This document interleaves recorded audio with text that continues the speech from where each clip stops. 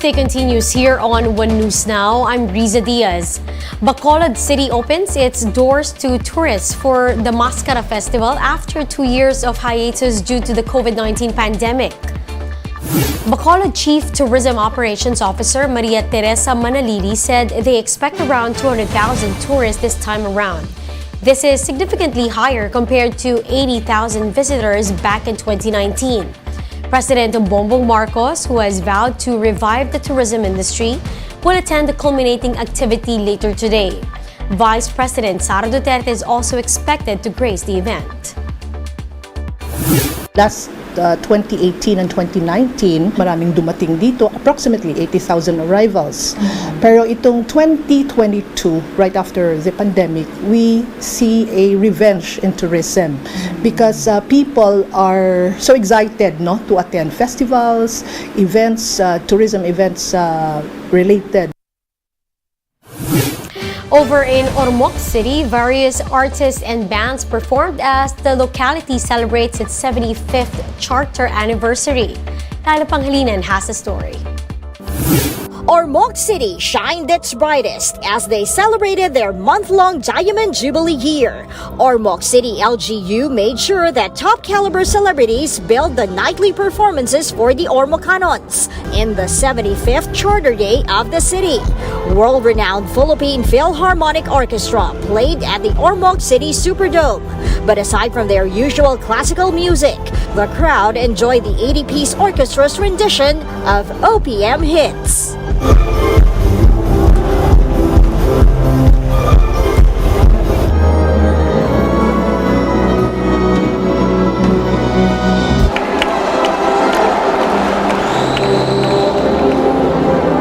We aim to always bring the best to Ormoc. Ayokong maisip nila na everything that's in Manila is just so far away. So we try to, they can't all go there, but we can bring our artists. Kala na puro classical music. So nung pinasukan nila ng Best of Metro Pop, FPJ Medley, Hagibis, people were happy. People were dancing. Basketball fans were also happy to see famous PBA cagers and celebrities in an exhibition game. The Miss Ormoc 2022 proved to be exciting as candidates number 11 and 18 battled neck and neck. Ex-beauty queen and actress Rufa Gutierrez hosted the pageant, while her mother Annabel Rama was among the judges. Lizelle Jones was then crowned Miss Ormoc and will be the city's representative for the Miss World Philippines 2023. Meanwhile, at the Ormoc City Plaza, more than 50,000 people were left in awe by Regine Velasquez's opening number at the Shine concert with Ogie Alcacid.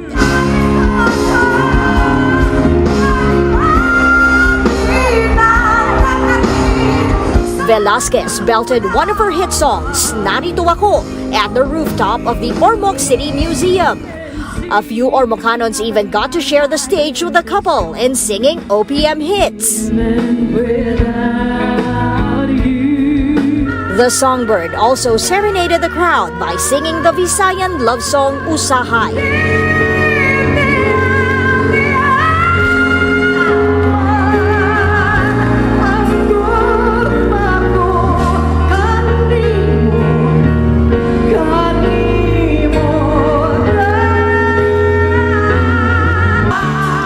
To close the event, the Alcacid couple performed an Eraserheads medley as fireworks lit up the Ormocanon sky.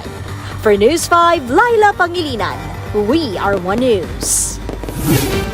We'll be back with more stories after the break. Keep it here on One News.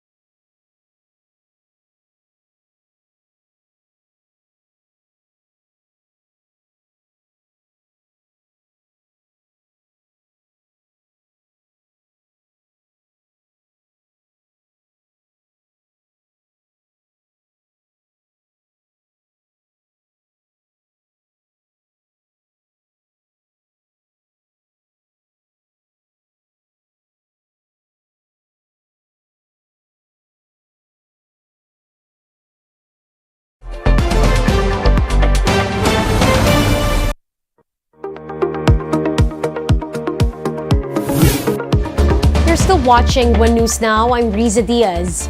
Governments and central banks are seemingly at odds amid rising global inflation and recession fears. More details in this video. Governments and central bankers are no longer pulling in the same direction. After uniting to propel their economies out of recession, policymakers are now risking working at odds. That's already happened in the UK with disastrous consequences. After the Bank of England was trying to stamp down the hottest inflation in decades, Liz Truss's government decided to slash taxes. The result was turmoil in the markets, a major intervention from the bank, and a U-turn from Truss. The reason for this collision is each side has different incentives. When monetary authorities look at soaring prices, they see inflation that needs to be stamped out by driving the economy into recession if need be. But politicians in charge of budgets see something different. They're looking at voters who are squeezed by a cost of living, expecting their governments to help out, which usually means spending more or taxing less. All of this points to a new era of policy filled with risks. Here's Bloomberg's Simon Kennedy. The risk is of a vicious circle. Central banks find themselves hiking interest rates more because governments are spending or cutting taxes. Then those debt burdens that are being increased by the governments become costlier for them to finance because interest rates have gone up. And so this continues, creating problems for households and companies throughout the economy. Let's now take a quick look at today's other top stories. The COMELEC has suspended all activities for the Barangay and Sangguniang Kabataan polls, which have been postponed to October 2023. These include the filing of Certificate of Candidacy and the implementation of gun ban. The Tourism Department says it logged a record-breaking 172 million peso business sales leads during this year's Philippine Travel Exchange. With this, officials believe that the country has recovered from the effects of COVID-19 restrictions. And Chinese President Xi Jinping has secured a precedented-breaking third term after week-long political meetings. Xi will continue to serve in the next 5 years, cementing his control over the ruling Communist Party. Now, for more updates, visit News 5, the Philippine Star, and Business World Online. Visit our website, onenews.ph, for more in-depth analysis. You can also catch One News on Signal Play app. Register for a free account now at www.signalplay.com and stream One News live anytime, anywhere. I'm Riza Diaz. We are One News.